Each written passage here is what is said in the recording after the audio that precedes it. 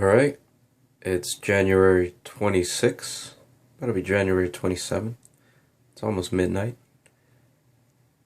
And we are facing the first blizzard of 2015. And I am in Malden, Massachusetts. And I don't know if you can see it very clearly, but they're tiny, like millions of flurries of snow. And here we have a snow dozer clearing the way. Everything is closed tomorrow.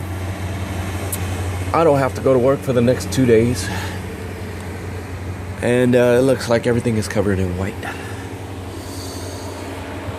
It is really cold out here. I have a t-shirt on. Not a good idea. My phone shows it's 17 degrees. I'm shaking right now. It is freezing. Let me see. Look at the light. There. You can kind of see how bad it is.